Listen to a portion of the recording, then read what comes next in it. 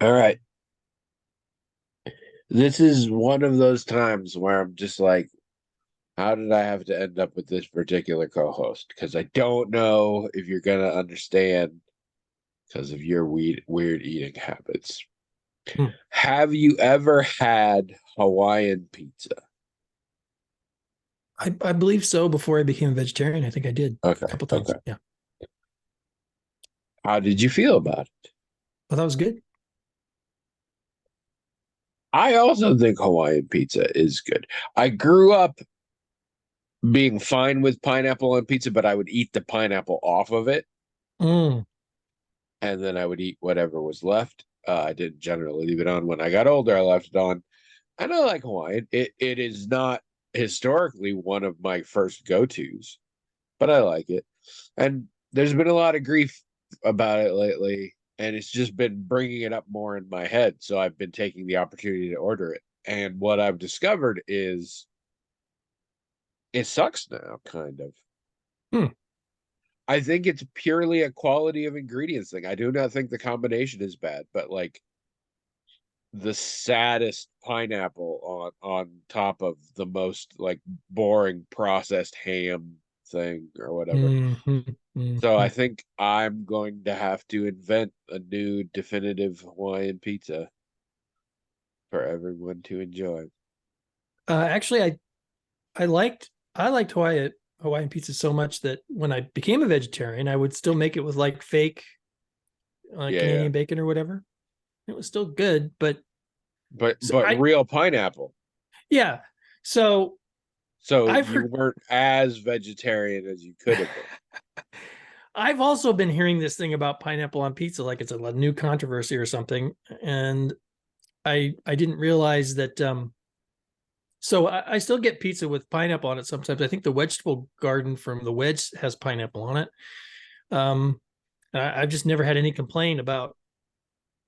I wouldn't say I don't like ask for pineapple on pizza or whatever, but if it's what comes with that thing that they've Yeah, already yeah. made, yeah, it's fine.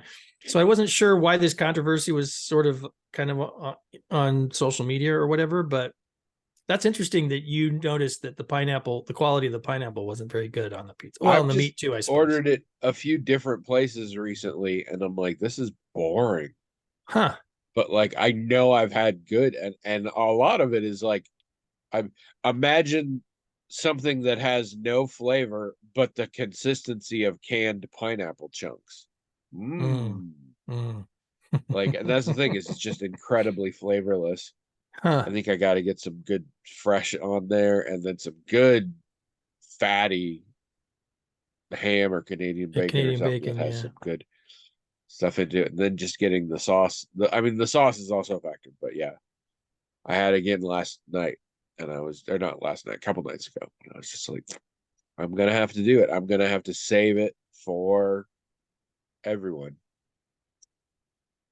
and make So the correct Hawaiian pizza. this seems like okay. So the last time I had a Twinkie was maybe, I don't know, a decade ago. And before that had been easily 20 years before, right? But I remember them being good. I remember liking them just fine. And I was when I don't know if I bought it or someone gave it to me, I thought, oh wow, this will be a treat because for no reason at all, I just haven't had a Twinkie in 20 years or whatever. And it was not good. It was not No, good. no. And some people fault my memory on that, which that's valid, but is it just that or are they just not as good as they used to be? I don't know. Well, it's hard to say. Also, keep in mind your palate is a very different creature Mm-hmm. throughout your life. Yeah, yeah. I have found a lot of things that I liked as a child because it was just a shit ton of sweet. Right. Now, I mean, some of those are still good, but now we'll get ones where I'm like, yeah, just shit ton of sweet, surrounded by the most artificial, nasty cake-like product or whatever. I'm like, yeah, I am too distracted. Back in the day, I would have been like, it's just sugar. I love it. But now I'm like, yeah, I'm paying more attention to the other aspects of it, and I'm not as into it. But I seem to remember when, I mean, it wasn't just the sugar I liked about Twinkies. They had a certain flavor, and the cream was a nice consistency. I mean, I remember liking all kinds of things about it that just don't seem true now, but maybe I just don't remember. I don't know. I didn't eat a lot of Twinkies. I was a Tiger Tails kid. I always liked the weird ones, the ones that were usually for a limited time, or so like the Tiger Tails and orange cupcakes, because you didn't used to get the orange Oh, ones as often. I yeah, really right, liked them. right. Huh. I don't know. But it's like people swear by soft drinks that have real sugar in them versus corn syrup. And I mean, I think I also notice a difference, but I don't know if that's just in our heads, we who think that, or if that's a real thing. It's very hard to tell because we are not in the upper echelons of power, and they're the only ones who know if they've secretly been changing the formulas on us. Do you think that's Uh, a thing? Real sugar versus corn syrup? Like the real sugar's better, I'm sure it or is for some people. I don't oh think I oh could tell the difference. okay. Um, and I know those things affect people's bodies differently, and that would Mm, definitely have a different mm, impact. mm-hmm. But in terms of just taste, I am both willing to believe there are people who could taste the difference and don't think I'm probably one of them. Got it.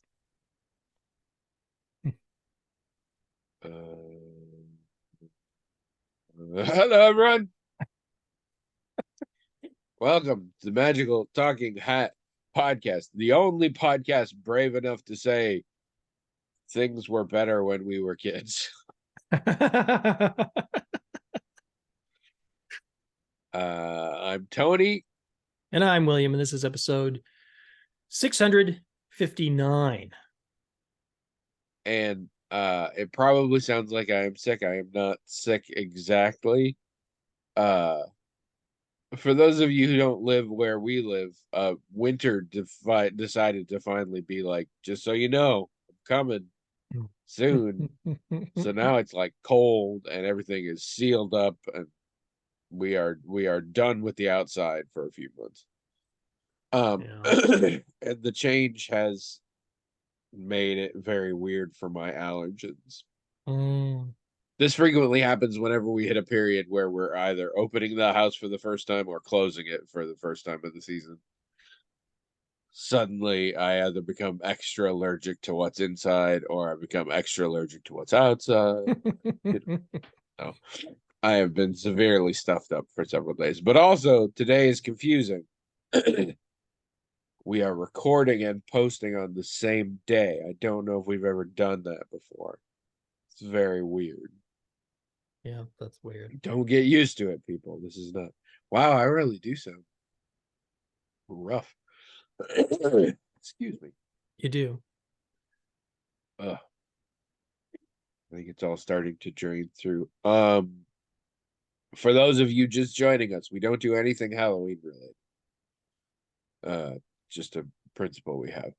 What we do have is a hat. It is magic in that it has its own email address, themagicaltalkinghat@gmail.com. People write into that email address, themagicaltalkinghat@gmail.com, with whatever the crap they want, questions, topics, comments, essays. I came up with a new idea. People should write in questions they know the answer to, but they're pretty sure we don't, and just see what kind of random bullshit we come up with. We are two relatively straight, relatively white, relatively men. We should be very good at that. Anyway, the hat magically forwards the emails. We read them, we talk about them. That's it. That's how it is. So you've had 9 days, one of which at least was Halloween. Mm. So how's that been? So yeah, the weekend overall was good. We we've been playing uh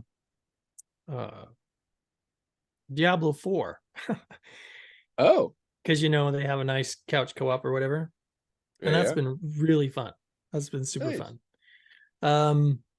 It was cold over the Halloween weekend, Was. and overcast too. We usually like to, the full moon in October, we like to watch it come up and stuff, but it was overcast that day, so we missed that. And it was kind of cold and muddy, I think, outside, so we didn't really get out the way we like to on October weekends. But of course, the peak leaves were the weekend before anyway. So we just enjoyed the playing a couch co-op video game, and we haven't done that in ages. Yeah. And it's a very fun game, and we really liked playing it. So then uh, uh, Halloween came along, and I was able, practicum's going really well, and I was able to get some certain hours in early and certain things done early. So I was able just to not do anything all weekend long and not do anything on Monday either. So except, spend time with Abby. She took the day off because Halloween's also our wedding anniversary. I don't know if people knew that. Oh, So we tried to take a I whole didn't bunch of, know that. yeah. Well, it's a weird thing because since we're common law married, I was there's gonna not like say it's the anniversary when you went in and filled out the form. well, it's a date that you have to specify. Like this is the day, Oh, because the rules are you have to present as married and so on and so forth. And it's like, well, when did you start doing that? Well, I see. we didn't really know when that started happening. And in fact, we didn't really do that per se. We just stopped correcting people when they assumed we were married or whatever. One day, William came to Abby's door and said, "Trick or treat," because it's Halloween, and she was like, "I don't have any candy. You want to move in?" And he was like, "Yeah, whatever." So we had to think, okay, well, we can't go back to a date when we were correcting people and say, well, no, we're not married or whatever. So we couldn't go too Because far that would back. make you liars. Yeah, that would make us liars. So we had to go back to the date where we're pretty sure after that date, everyone assumed we were married or treat us like we were married. I think you even would say we were married because you thought it was ridiculous. I actually got it backwards. I used to call her your fake wife, Yeah, and then yeah. she called me out on it. And in the process, I was like, "Fine, I'll stop." But I also was like, "Also, that's backwards. I didn't mean like you look married but you're not. I mean you pretend you're not married but you are. So it's secret wife." Anyway, so we decided like the general year that we would pick. So like I said, we wouldn't be liars. And then we was like, well, what date should we pick? Because it doesn't really matter. Any date in, it was 2013. Any date in 2013, we can just pick it. We thought, oh, Halloween, we'll just pick that date. So Some kid on came to the door and was like, "Are you two married?" And you looked at each other and you're like, "Yeah, whatever." so And the end.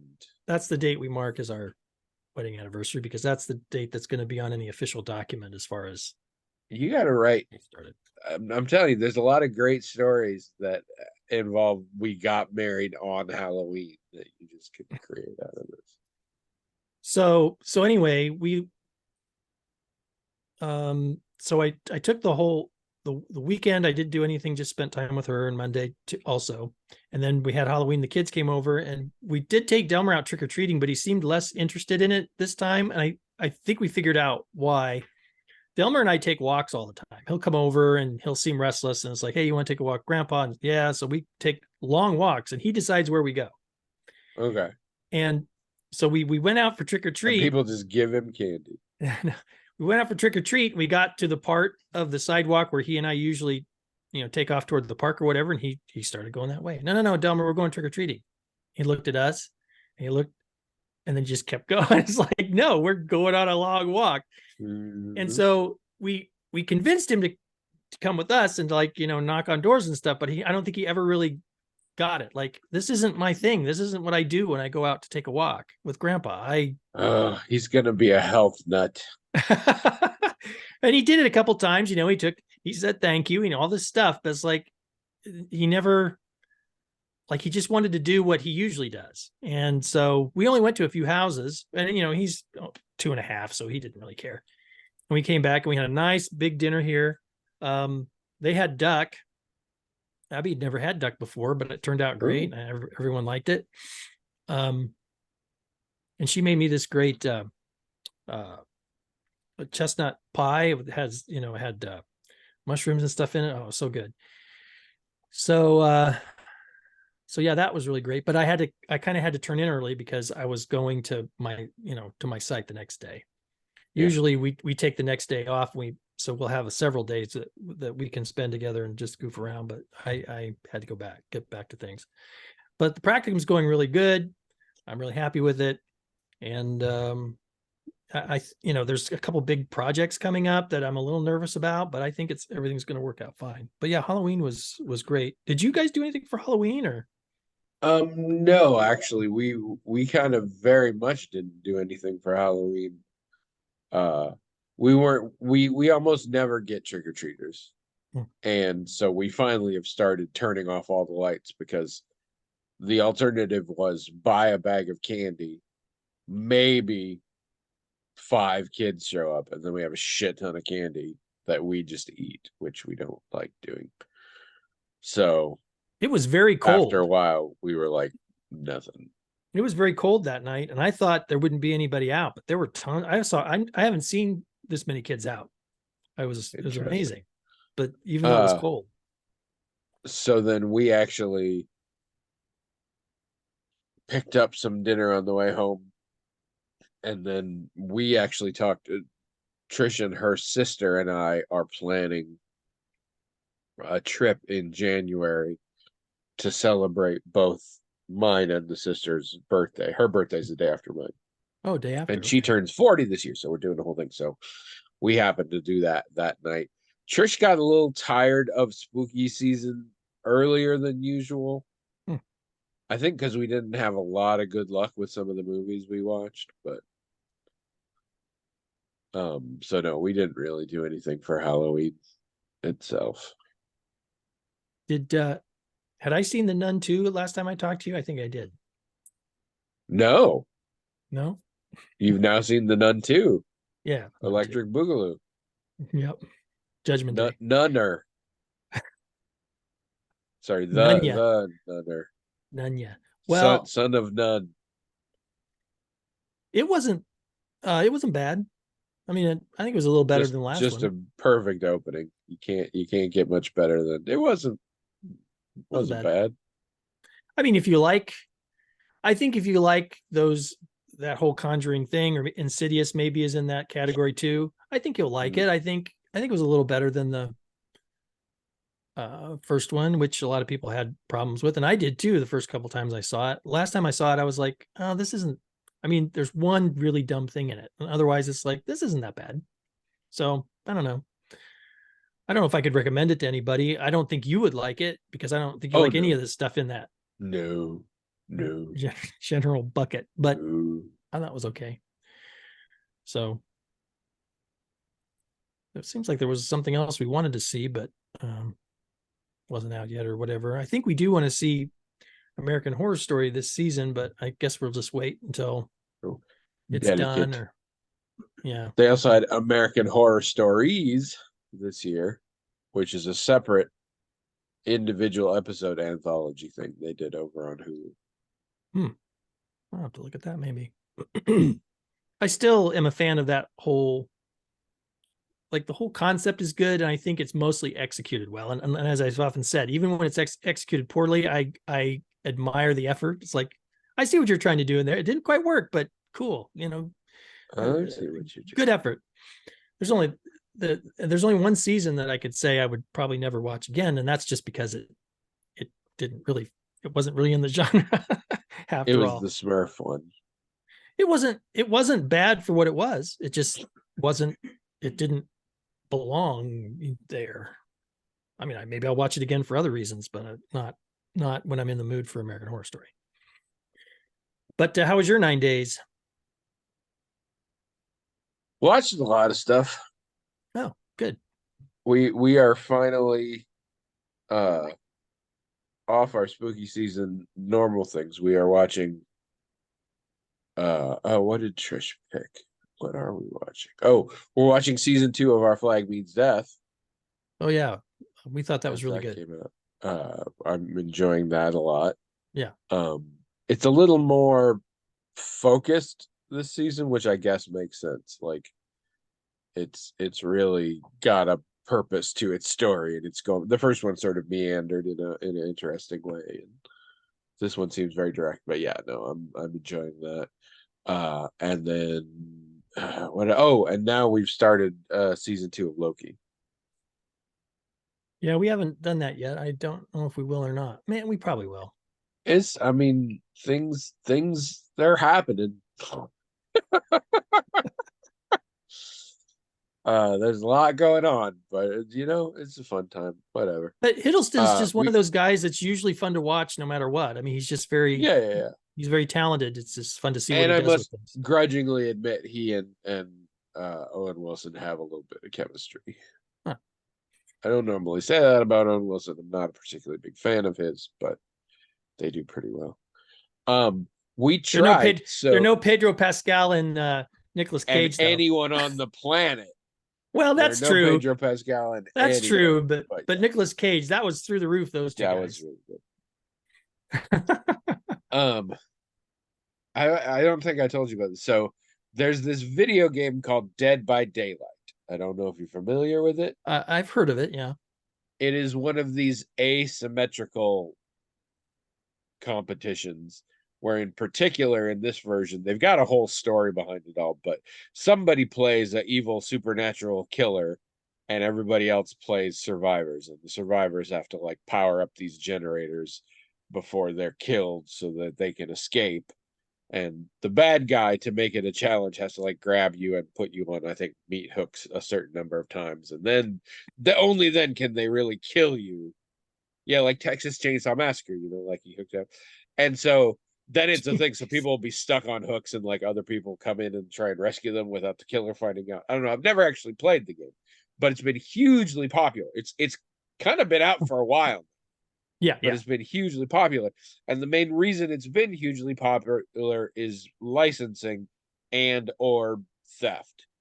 They have licensed a lot of characters from other games. I mean, from other movies and stuff. So like Michael Myers from Halloween, Freddy Krueger from Nightmare on Elm Street. You can play as these characters. I watched one recently where somebody was the xenomorph from Alien.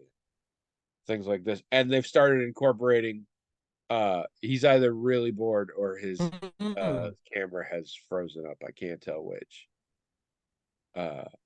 Your face went just Yours did dead, too. and I Yours finally did too. figured out that wasn't you. That was a frozen camera. You were just like, Yeah. Anyway, and then they started incorporating famous survivor characters and stuff. So like Laurie Strode from the Halloween movies, you can play as her. Or they actually had a limited time thing where you could be Steve from Stranger Things. You could buy him as a survivor character and stuff. The reason I bring this up is this year their big thing, and they had a whole marketing campaign. And this game is 10, 15 years old. This is an old game now. Was they had a new one you could purchase, Nicolas Cage. And it wasn't Nicolas Cage's character from a certain movie. Just Nicolas Cage. It's just Nicolas Cage as one of the survivor characters. And so yeah, you could just play as him, which was really fun because it led to a point where I watched people playing it, and Leon from Resident Evil sacrificed himself at the last moment to the killer so that Nicolas Cage could escape.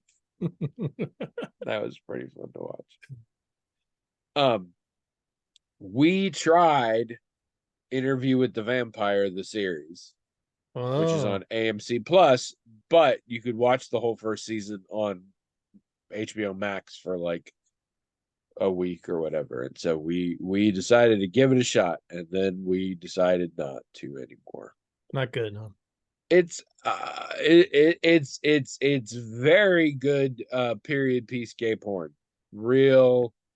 Real straightforward, not a bad time in that sense. I think Trish put it best. She forgot Anne Rice characters are all just assholes. They're all just sort of like dickish to each other, no pun intended, for no reason. That yeah, after a couple episodes, we were just like, nah, I don't really care what happens. But there's a lot of pretty men having pretty sex. So if that's your deal, You can probably find better things on the internet. But if that's your deal and you're scared of the internet, go nuts. You're scared of the internet. Scared of the internet. Then I watched a bunch of movies. I don't know what order. Some of these are not good. Some of these are really good. All right, let's start with Trick or Treat. You ever see Trick or Treat? Yep. How do you feel about Trick or Treat? Well, okay, so on one hand, it's it's really sort of in the slasher genre, I guess, and that's not usually my thing. But I also thought it was kind of clever in some places, in some ways. I thought that maybe I'd be interested in watching it again.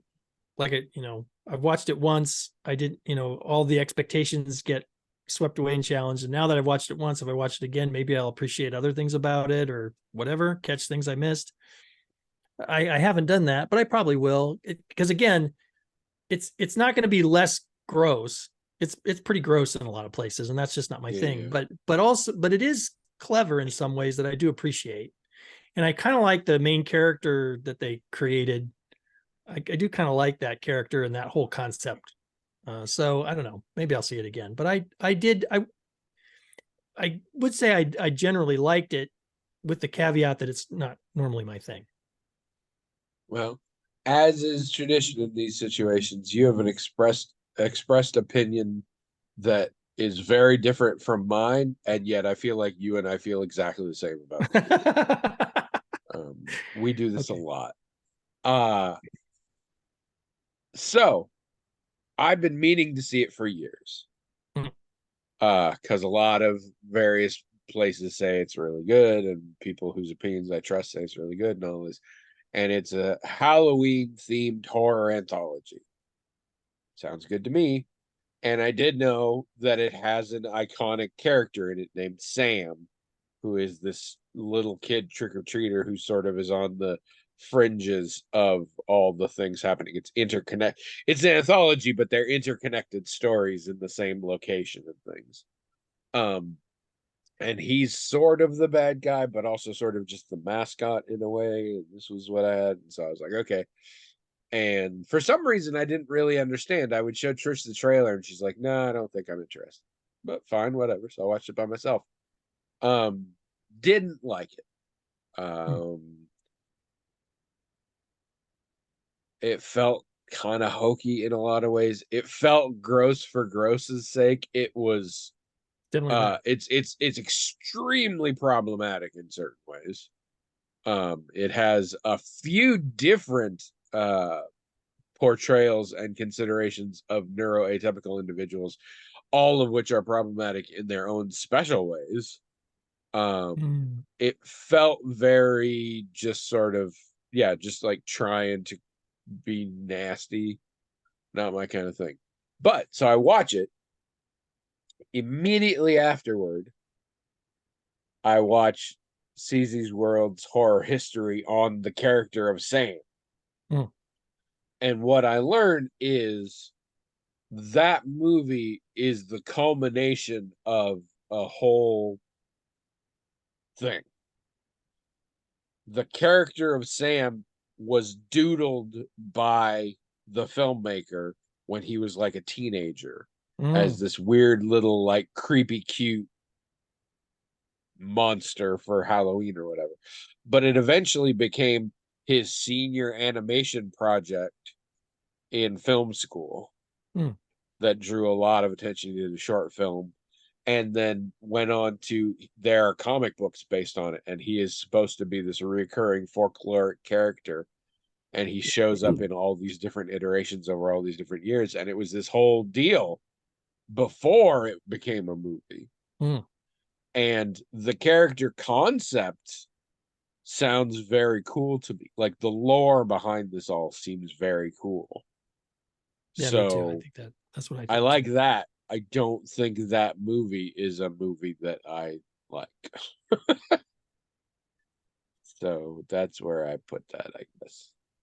I mean, yeah, that once again, many of your criticisms, I think I know what you're talking about with most of that stuff, and you're not wrong. Again, not usually my thing, but I don't know. I liked It again, had a like you were very saying, earlier vibe. Like it felt like a horror movie I would have seen in an earlier, more sort of nastier time not in for a good way. Yeah, not in a good way. yeah, yeah, yeah. But yeah, the lore, that character, the lore of it, and some of the things that they did were sort of clever. If and some of them were still really gross. But I don't know. I thought it was. I also looked at it a little more as a commentary on, like, some of the things that were problematic seemed like they were poking fun at the horror genre and the ways it's problematic those ways. So I guess I Hmm. took some of that stuff as a little bit satirical, but maybe I'm giving it too much credit. I don't know. I don't know. Heck of a cast, including a lot of people who weren't famous yet but would shortly become famous. And yeah, it was very interesting. Um, we watched the 1998 Kevin Bacon vehicle Stir of Echoes. Never seen that. And I had never seen it either, and it popped back up on my radar because I knew something about it. And apparently, it's basically a movie that came and went very quickly because the marketing made it look very similar to The Sixth Sense, and it came out a month after The Sixth Sense. Mm. And it's not The Sixth Sense, and so everybody was disappointed. Um, but I'd heard it's kind of good things, and Kevin Bacon, admittedly, that's probably past his peak career, but he's still a pretty big deal at that point. So I thought I'd check it out. And it's bad, but I kind of recommend it Mm. because it's bad in the sense I've been trying to pin my finger on it. The late 90s in particular kind of felt that every movie had to be something slash comedy. Like Mm. even when it wasn't at Hmm. all funny. Like it's a similar thing to when people talk about with Marvel movies and like no matter the stakes or the vibe, it has to be quippy. The 90s kind of had that. So there's like a lot of stuff in the movie that shouldn't like is kind of played jokey, even though the movie is not a funny movie. Mm. So it becomes this sort of weird, did they mean to do that sort of thing that I found incredibly entertaining. Uh, but the wife less so. All right. We're getting down to the ones that actually matter. I watched a lot of movies. The Others. I believe I've talked about The Others on this show before. Yeah, I I think have we have. largely put it up as the second scariest movie I've ever seen after the original Evil Dead. Though I did freely admit a lot of that had to do with it had a lot of jump scares in it, and I remember those messing with me. I haven't seen it since the first time, many Mm. decades ago. Mm. It's very strange to watch a second time. It's I don't know what to compare it to. Like there's a twist to the movie The Others. That's kind of a big deal.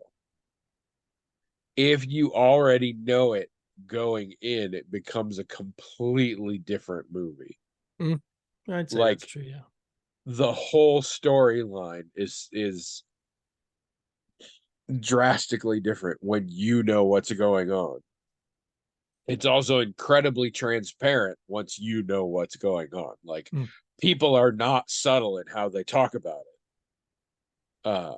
It's just you can't see it if you don't know that's what you're looking for. But once you do, it's everywhere. It was just such a weirdly and not scary at all for the record because the tension is gone. I know what's happening, and so it becomes just a very straightforward drama. Mm. Yeah, I Not guess so. bad, but just a very different movie. And I very seldom have had that. That's because like Get Out is another one I love to talk about. Watching a second time is fascinating, but it's just fascinating from a perspective. It doesn't seem like a different film. Mm. This one was just so different. It was very weird to see. Um, but I do want to talk about one other because it's a movie that I do want to talk about too. My One of my nibblings finally convinced me to watch In the Tall Grass on Netflix, the adaptation of Stephen King and Joe Hill novella by the Hmm. same name. Hmm. Um, I think I tried to watch it before. The beginning was very familiar to me, but no, it's no good. I don't know if you've seen it. It's no good. It's Yeah, we've seen it. I don't remember what we thought of it exactly. it has your favorite buddy from all the Conjuring movies in it. Mm-hmm. Patrick, what's his name? Mm-hmm. I'm starting to realize if he's in a movie, I might not like it. I don't know. I think he's a good actor, but no, it was very predictable, and it was okay. So in the later, definitely the later portion of his career, assuming he doesn't live to 112, Stephen King and his son, Joe Hill's his son, I think, collaborated on a novella, a fairly Yeah, I, short novella. I think they collaborated on like Doctor Sleep and everything too. I Yeah, want to yeah, say. yeah, yeah, yeah, yeah. No, but I'm saying the story of this is Right. he and his son collaborated on a short novella called In the Tall Grass. Then later on, somebody else decided to write that into a feature length film and direct same film. And it's exactly as good as that would be. Like, it's watchable, but it doesn't need to exist. So yeah, skip that. But Wait a minute. Watchable but doesn't need to exist. I feel like you're yes, describing me and this podcast. now come on, come on. We have been over this. I am tired of hearing you refer to yourself as watchable. Oh, sorry. I'll You're stop. really not. I Sometimes I have to go like this while we're recording. I can't cope with it. We're all agreed you don't need to exist, but Not the I watchable don't part. Okay. I don't like you going around saying you're watchable. Uh, No. I had a film that I remembered enjoying, and then I made my wife watch it, and it was still good. oh, That doesn't happen nearly as no, often right, as it should. right. Um, I have probably talked about this before. It's a movie called Behind the Mask: The Rise of Leslie Vernon. And you have to watch out because I typed this into my Roku and it said, "Oh yeah, sure, here it is, Behind the Mask, Rise of Leslie Vernon. It's on all these things, including I think Pluto TV." So I was like, "Okay, let's go watch it there." And then it started giving me this movie about making a short superhero film and what it did for, and it turned out that was a different documentary called Behind the Mask, unrelated. So I had to leave out of there and eventually find it somewhere else. But anyway, Behind the Mask: The Rise of Leslie Vernon is a faux documentary, and it is set in a universe where supernatural slashers are real. So like Jason Voorhees, Freddy Krueger, Michael Myers are all actual events that occurred, and like you can look them up in the newspaper and stuff like this. We have And talked about this. yeah, and this guy who claims to be the next one of these supernatural killers invites uh graduate school documentary crew to sort of follow him around to see how it's done. Right. And it is sort of a horror comedy, but it's also, I had forgotten how deeply meta it is. Like that's sort of the point of it, is you're going behind the scenes, and so it looks at things differently. But it also becomes its own pretty good story. I think it's very compelling. It's pretty well written. It does at a certain point abandon the documentary POV completely, and I sort of get it, but that kind of thing always bothers me. I'm like, if this is your thing, you got to put in the work to do your thing. Yeah, Like, commit. yes, you're causing more trouble. You can't just do it while it's easy and then switch. But But I don't think it like ruined it particularly for me, and it would have been tricky to adjust. But I liked it a lot. I am a sucker for a good faux documentary, maybe even more than a found footage. Hmm. I'm a big mockumentary fan. Yeah, I like But yeah, documentaries too. I thought that one was pretty good. Um,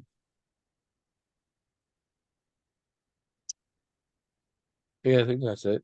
We actually have an email. We do. Let's hear the email. It's from Azure Talon. Okay, never mind. The subject is Let's little. talk some more. Let's talk some more about Behind the Mask, the other one, the movie that I didn't watch.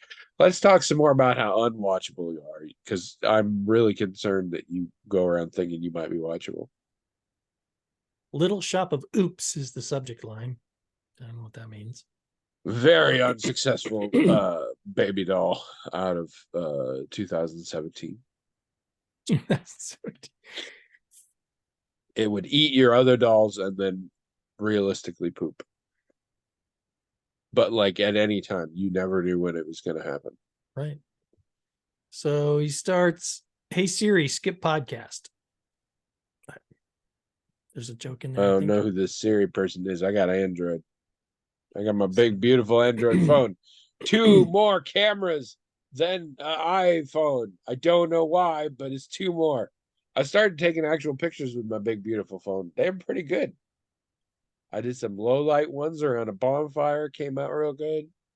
Oh, Yeah. Those 5 lenses are important, I guess. all right. So he says, Sunday we had a shopping episode of D&D. Our wizard was trying to sell her stuff of flowers to a flower shop owner. Amy is the flower shop owner, I guess, not the wizard. Anyway, No, the flowers were called Amy. Oh, okay. Being not part of the scene, I decided to interject as an NPC and yell, "Feed the Amy." Yeah, like from Little Shop of Horrors, I guess. Yes. 3 of the others at the table laughed because they got the joke. One looked baffled and shocked because they thought it was a moment of racism. Racism? Okay. General verbal blackface is obviously, and I think there's supposed to be a word in there, but does that extend to specific impressions? Oh, general verbal blackface is obviously, I don't know if you've been off limits or offensive or whatever, but does that extend to specific impressions? I'm missing the how is would Feed the Amy, does that make reference to like some black character or No, well, viral black YouTube or something? How is that? yeah, I get it, I think. Okay. So it should be Feed Me, Amy, because Oh, it the is. It original is. line Sorry. Feed It is. Me. It is Feed Me, Amy. It is. Yes. So what is that? I thought that was like from Little Shop of Horrors or something he meant. It is. Feed Me Seymour is from Little Shop of Horrors. Feed Me Seymour, yeah. One could argue that Audrey 2 in Little Shop of Horrors has certain dialectical choices that come off as stereotypically black. Oh, I guess I never really thought about that. I'm guessing Azure Talon put a particular amount of oomph into his particular version of it. Okay, well, I don't know. He says, also, I never even said Little Shop of Horrors or Audrey 2, just did the voice and not Temu. Amazon and Instagram are showing me a ton of merch anyway. Freaky. That is how they get you. Nightmare on Azure Talon Street. He signed it. Okay, so what you're saying is that if he was impersonating Audrey, and Audrey sounds, but by some ears sounds like a stereotypically black sounding voice, then that it would sound like he's mocking black people. Yeah, that's the only one I can get out of this. Okay.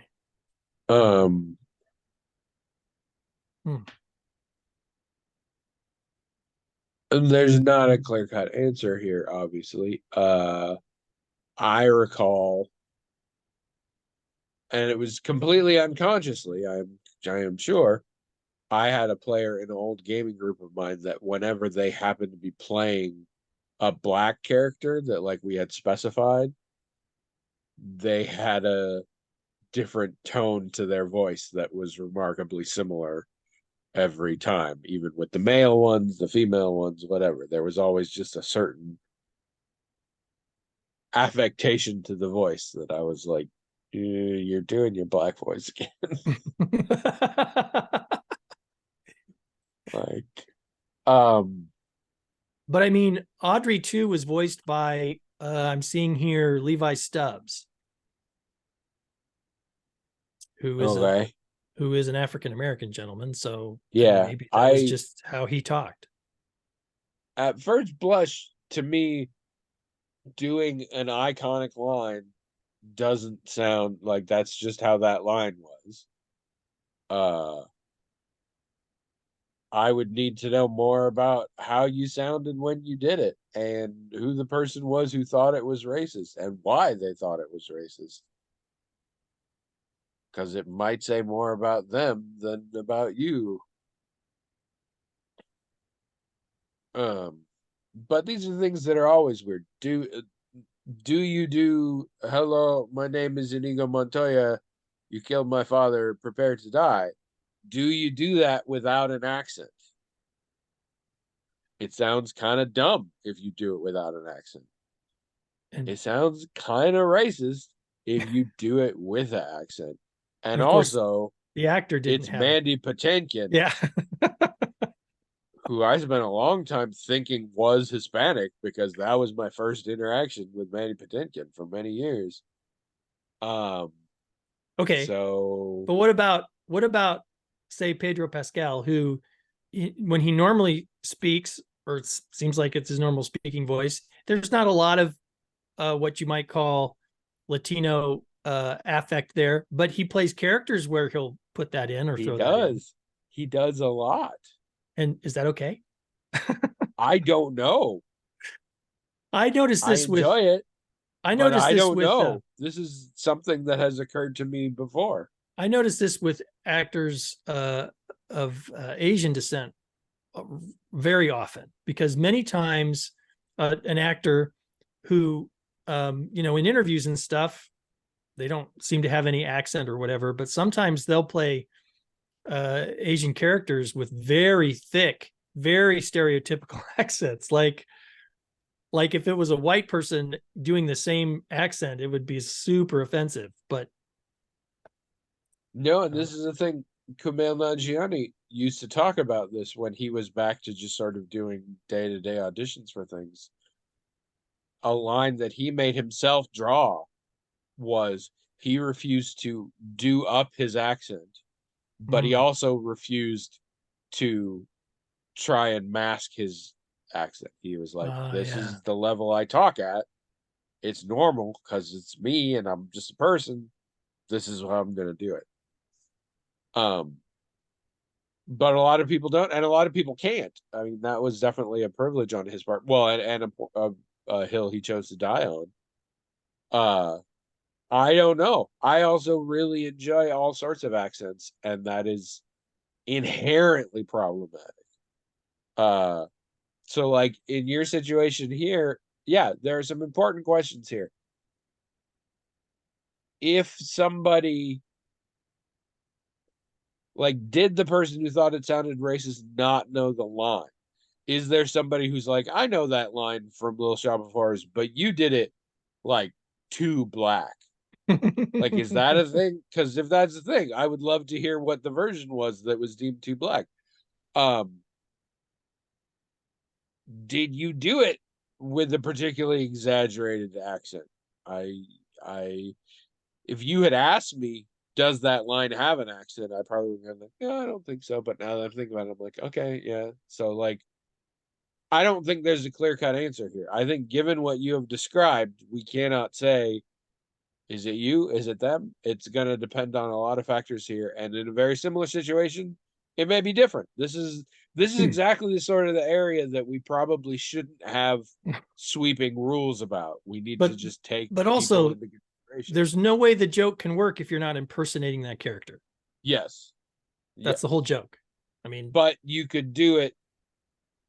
I could see doing a version that essentially takes any accent or affectation out of it while still just emphasizing the same spots, but it's not going to sound this. It's going to sound weird. And yeah, and is there something black about how he did it other than the fact that he was a black person who did it? But see, okay, here's a great counterpoint.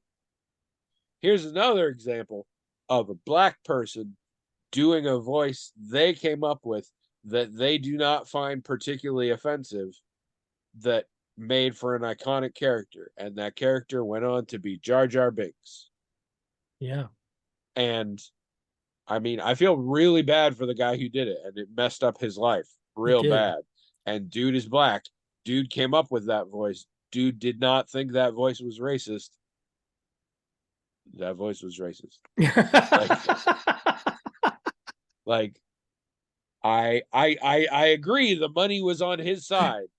Like it should have been fine.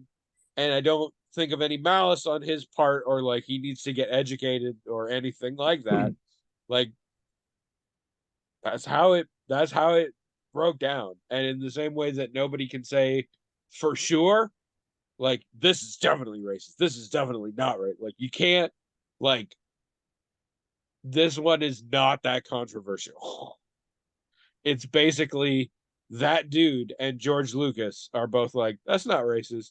And every other human is like, that's racist. And I'm sorry that one of those two people happens to be black and came up with it. I wish you no ill. I do not think you did anything wrong. What was created was pretty racist. Well, see, this is what I'm getting at. So, first of all, people do speak in a variety of ways, and I try not to. And that's awesome.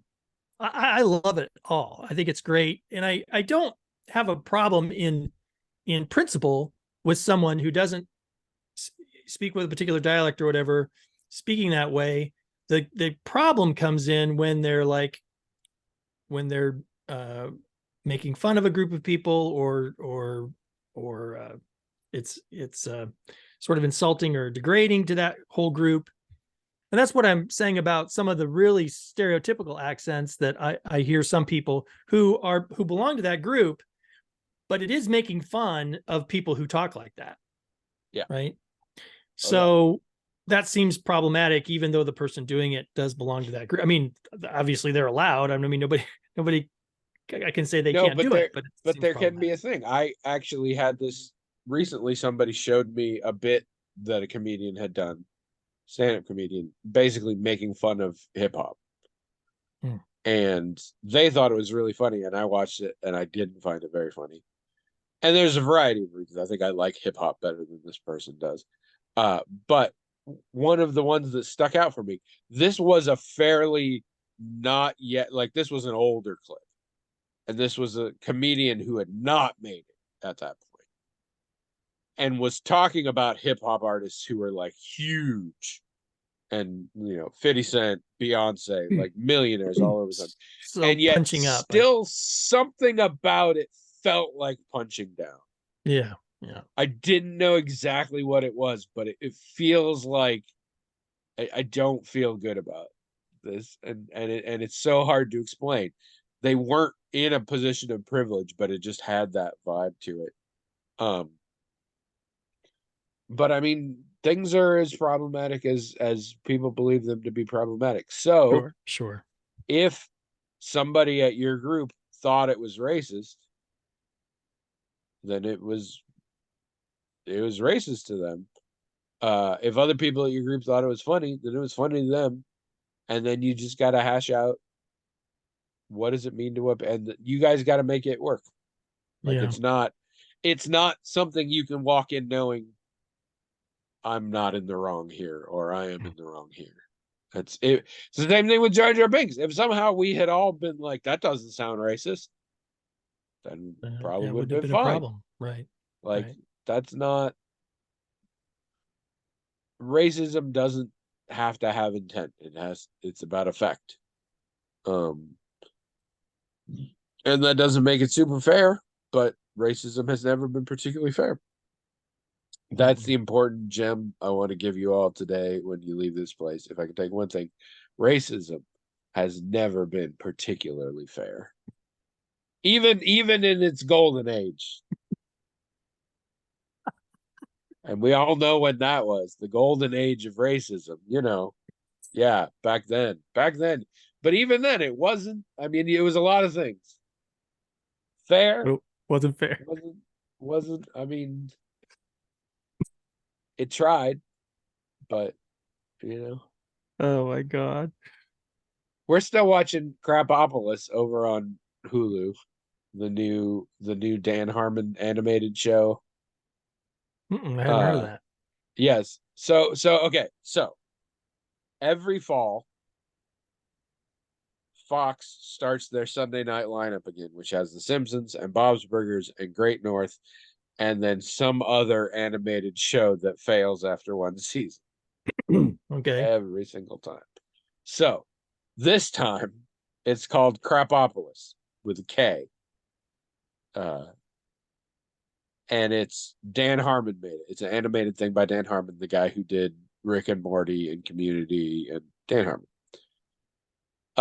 It is essentially about uh, a young man who is the king of an ancient city in like ancient Hellenic Greece, and he is descended from a goddess and a monster, and he has a couple of siblings who are half related and things, and he is determined to start civilization, and it essentially becomes a family situation comedy because his siblings are may or may not be involved, and the gods don't understand why you want to do these things and all this.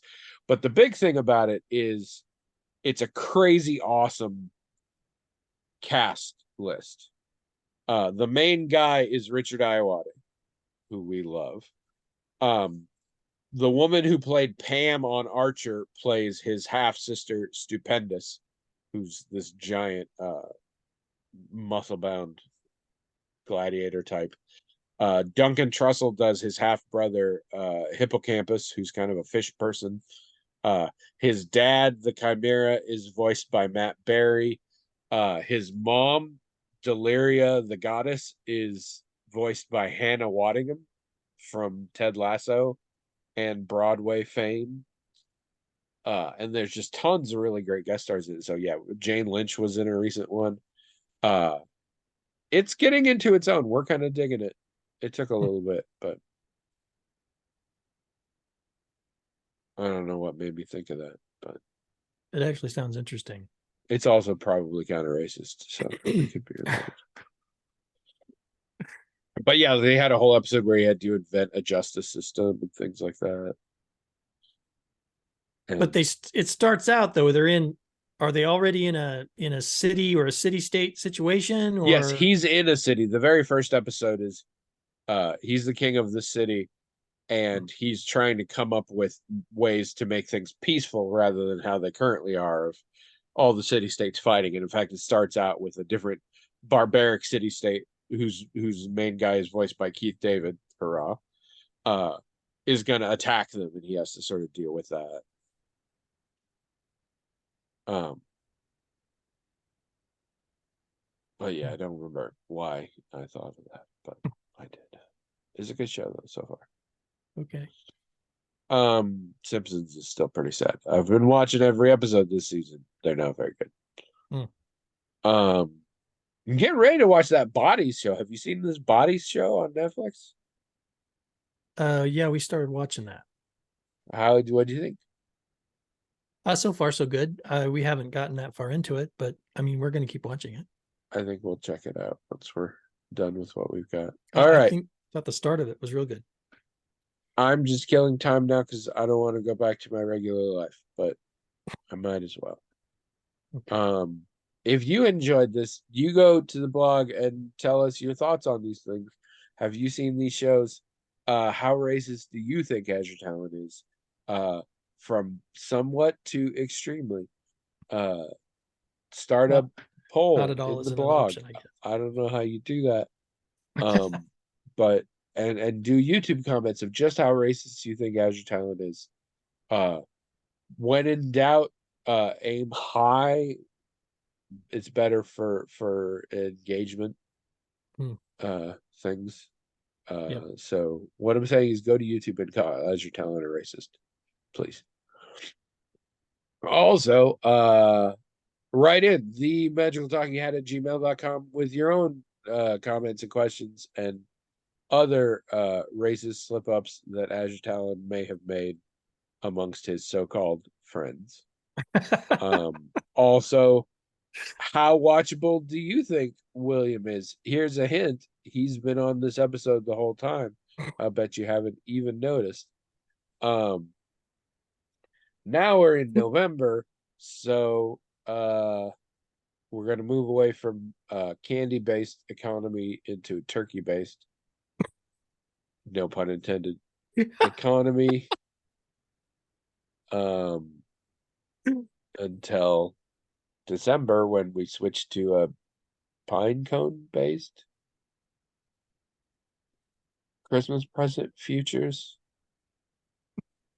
Ghost based. It's Ghost-based economy. yeah. Don't It's me, the ghost-based killer.